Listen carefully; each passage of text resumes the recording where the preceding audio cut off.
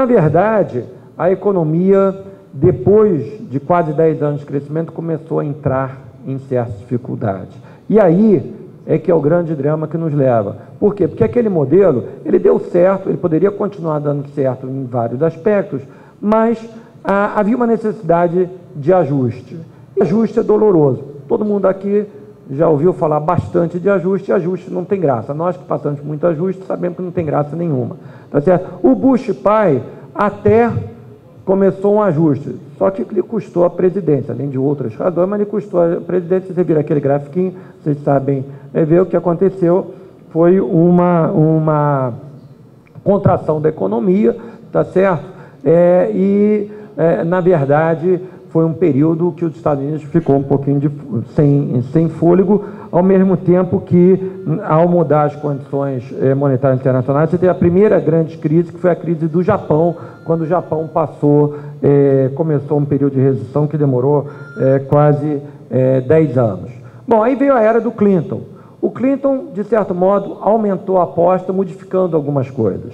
Primeiro, a política do Reagan era uma política de endividamento. O Clinton, ele manteve a abertura de mercado, liberdade e tal, mas com duas mudanças que eu acho que são importantes, e que são mudanças que até, por acaso, funcionaram, por acaso não, mas interessantes, funcionaram aqui também no Brasil.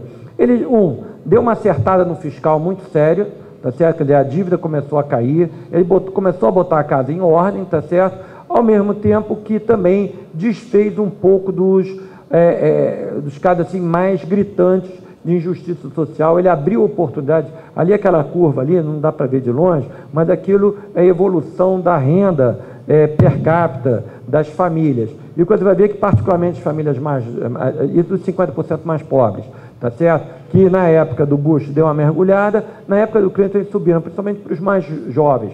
Por quê? Então, assim, uma combinação de casa em ordem no fiscal, programas sociais que afinal muitas vezes não custam tão caros, tá certo? E uma também organização, liberação da economia, te cria uma situação positiva, tá certo? Que no caso dele foi refletido pela introdução da internet, daquela revolução, vamos dizer, tecnológica dos anos 90. E por um outro fator que eu vou contar também, que é a aposta na globalização. Isso é fundamental a gente entender, porque tem uma repercussão para a gente dramática. Com a queda do comunismo na Europa, mas também a evidente mudança a partir de 78 da China, havia uma escolha a ser feita.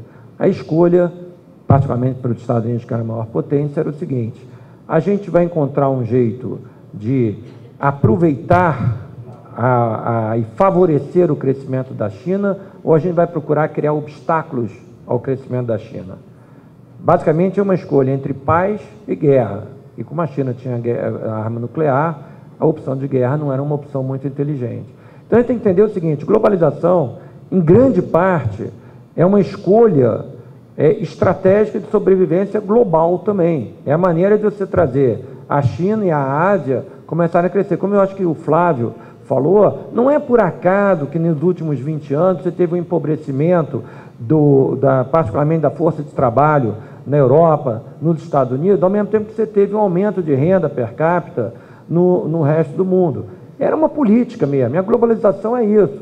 De um lado, era muito simpático vender isso para as empresas. Por quê? Porque você criou, e isso até eu me lembro uma vez de um diretor do Banco Central inglês me explicou como uma grande novidade, você criou um exército de reserva de mão de obra, sim, que fez a mágica de que os juros podiam cair, tá certo? O desemprego podia cair, mas o salário não aumentava. Não aumentava por quê? Porque cada vez que o salário ia aumentar um pouquinho, a empresa podia levar alguma coisa mais para a China.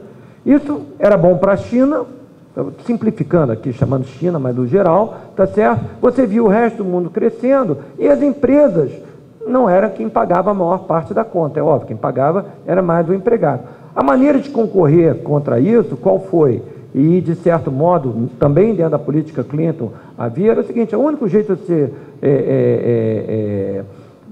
enquanto trabalhador também vencer isso, é o seguinte: você tem que incorporar mais capital em você, você tem que se tornar mais produtivo. E a política tem que ser uma política de aumento de produtividade. É a única maneira que você vai poder manter emprego, poder manter poder de compra, ao mesmo tempo que algumas coisas e o comércio está indo embora. Então, na verdade, esse é o mundo, que a gente gosta, que a gente não gosta, este é o mundo que a gente enfrenta. E é um mundo que também afeta a nós.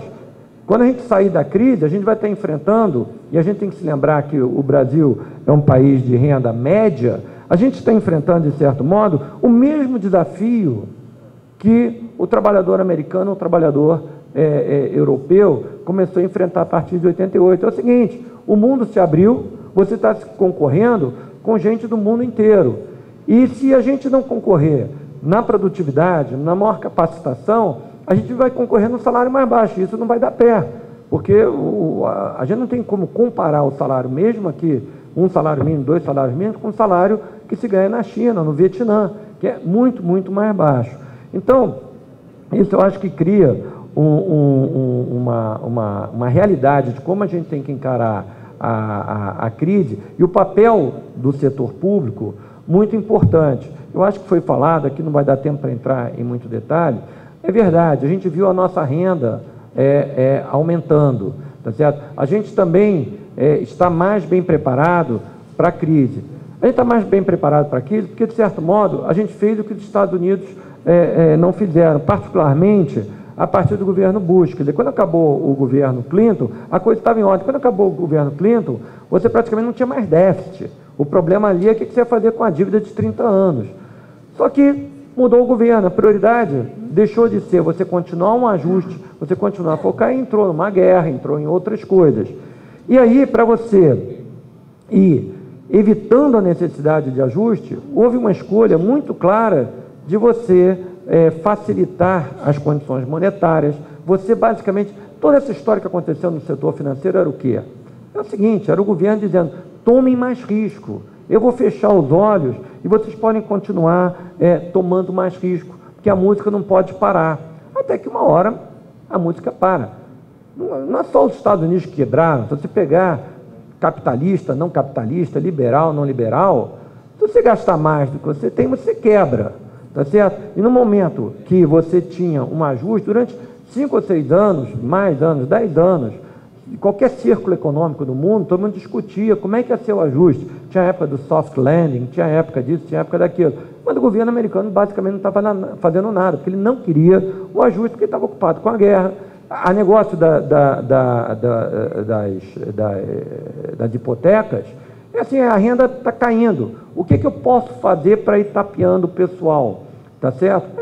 Endivida. Hoje, isso é claro. E os democratas não tinham muita escolha para fazer. Então, eu acho assim, olha, esse grafiquinho é gráfico de dívida. Tudo bem, já fui secretário de Tesouro, eu acho talvez isso mais importante que a média das pessoas acham. Mas a grande verdade aí está mostrando quando é que a dívida sobe, quando é que a dívida desce. E quando você começa a aumentar muito a dívida, você acaba não sendo sustentável o que você está fazendo e você começa a usar artifícios. Também já aconteceu no Brasil, isso acontece em qualquer país do mundo. A base, por que você não tinha regulação? Por que você permitia os bancos irem fazendo mais e mais? Basicamente para você empurrar com a barriga e ir mais para frente.